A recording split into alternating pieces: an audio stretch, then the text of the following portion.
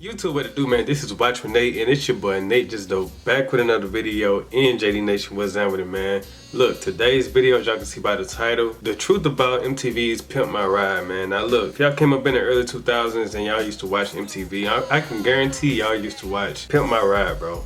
Pimp My Ride, look, I wanted to be older so bad just so I can get a car and put it on that show so they can fix it up, man. Look, but I never really thought about, you know, the things behind the scenes that went on after the show, like after the fact, when the cameras turned off, right, and they drove their cars home, you know what I'm saying, had them for a few months and stuff like that. I never thought about, you know, they put all this stuff in their cars, but what about the maintenance? Like, you know what I'm saying, like what about the maintenance of the car, about everything else they put inside the car? You know what I'm saying? They put like, what, they put water fountains in the cars, they put game systems in the cars. Like, yo, they put a whole lot of stuff in those cars, man. But, you know, I want to see, like, you know, what's the truth behind it, man? Like, what happened after the show. And I may react to 2 videos in this video, man, because I've seen 2 of them that I want to watch, man. So let's go and dive right into it, though. Let's get it. From 2004 to 2007, MTV's Pimp My Ride showcased jalopy after jalopy transformed into the crazy rise. They had some fire makeovers, bro. Like, I ain't gonna lie. Hosted by rapper Exhibit, the show would take broken down, beat up vehicles and give them a complete makeover. While like paint jobs and flashy rims were simply the start, as each ride would also feature crazy gimmicks inspired by the contestants' personalities. But the truth is, the show contained a lot of behind-the-scenes realities that make you wonder why anyone bothered to trust the show with their cars at all.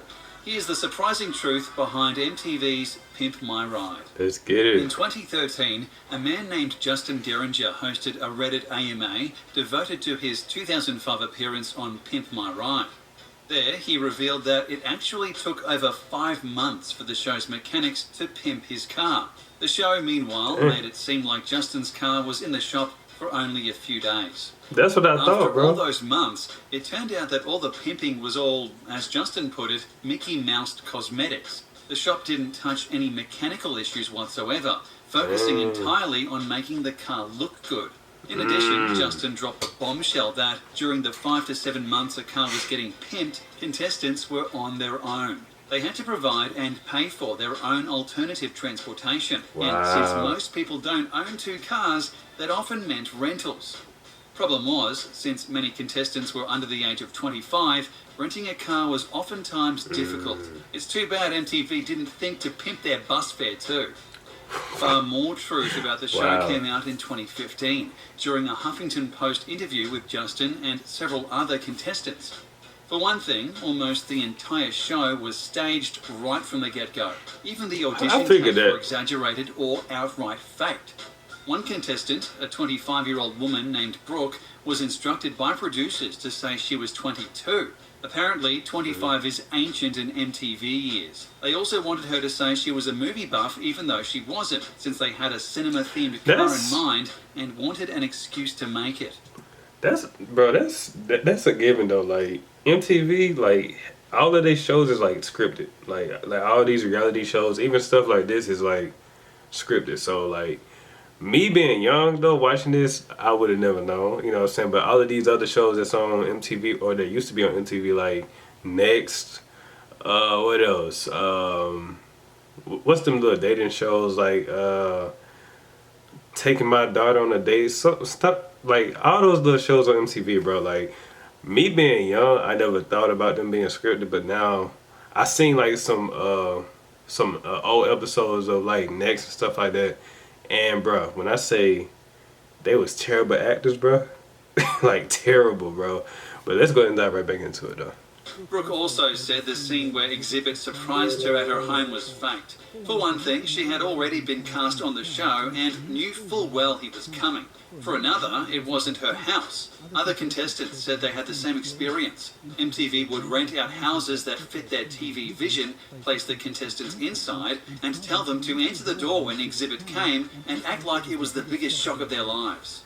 Dang, bro, I can't look at this the same, dog. The contestants. A contestant named Seth told HuffPo that MTV made his episode all about his size. Because he was a bigger guy, the show threw candy all over his car and pushed him to say he did that because he wants to be able to enjoy a sugary snack. I remember the candy machine. Naturally, his pimped ride came complete with a cotton candy machine, Yo. and the show filmed him chowing down. In case you forgot for a second that he's not a size 2.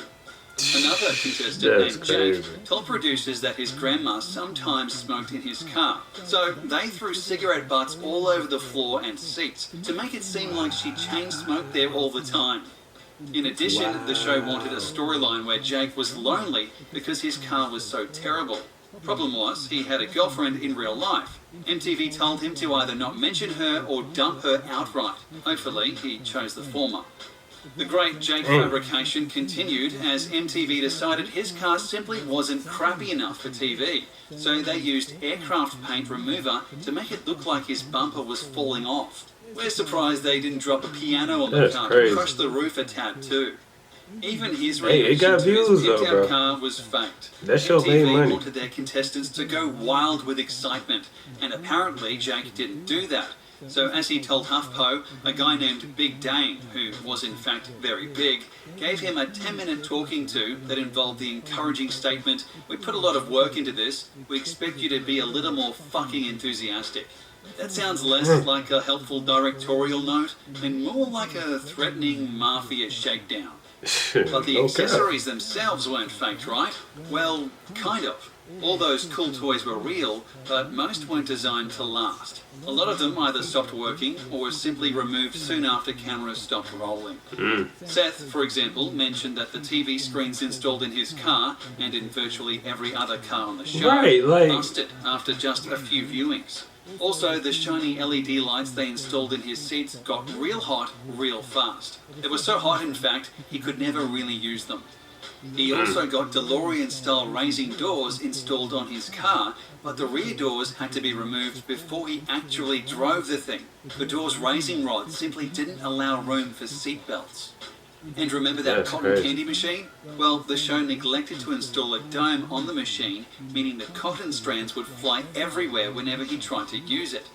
Justin, meanwhile, had both a pop-up champagne server and drive-in theatre, which was a movie screen attached to the inside of his hood, installed as part of his pimping process. Neither were meant to be permanent, and both were removed after filming.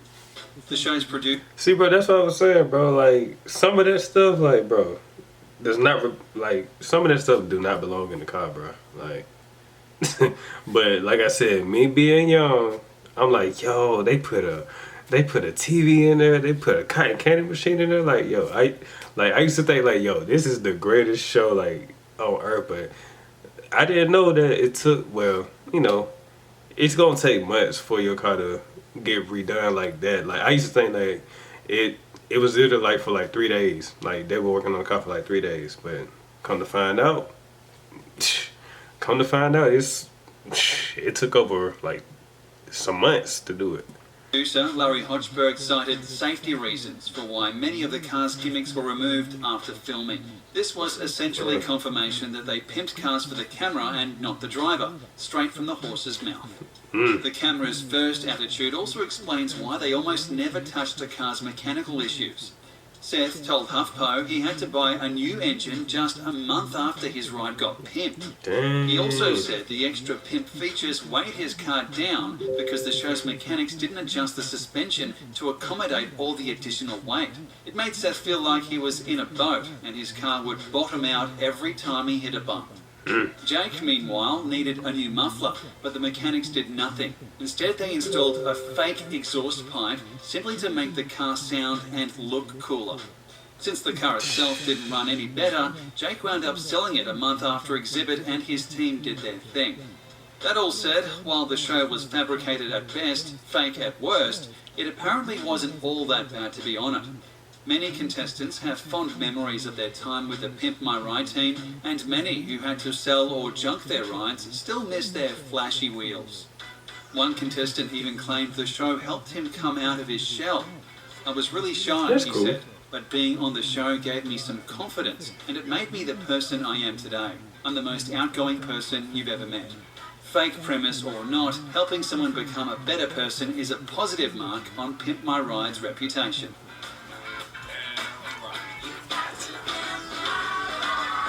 Hey yo, that's crazy, bro. Like I said earlier, I never would have thought that it took them like months to do it. Like me being young, I would never thought that. Like I literally thought they was working on those cars for like a weekend or something like that. But come to find out, they was working on those cars for like months. But now, of course, being older, you know what I'm saying, now I definitely understand why it took them that long to do it. Because that's a lot of stuff to do. You know what I'm saying? Putting cotton candy machines, TVs, exhaust pipes and stuff like that. Like, that's gonna take some time, bro. But I seen another video of Exhibit saying, you know, some of the stuff that, you know, was done to the car, a lot of the people was, you know, blaming him for doing this stuff, but he was literally just the host. He was the face of Pimp My Ride. So like, he wasn't really responsible on what the mechanics did on the cars and stuff like that. So, but yeah, that's crazy though, man. Like I never would have thought all that stuff went on behind the scenes. Like even when they talked about, you know, them not having the car to drive around for months, you know what I'm saying, because their car was getting worked on. Like that's crazy. I ain't, like, me being young, I ain't think about that. But nah, man, that's gonna do it for this video, man. So if you're new, you like what you see, go down, hit the subscribe button. Then once you do that, hit the bell so y'all can be notified when I drop new videos, because they will drop randomly, like I always say. Comment down some more videos y'all want me to react to, and I'll definitely react to them, man. And also, don't forget to like, comment, and subscribe, man. And also subscribe to my other two channels, Nate Just Dope and Life with Nate. Alright? So now with that being said, it's your boy, Nate Just Dope, signing out. Deuces. I'm off this one.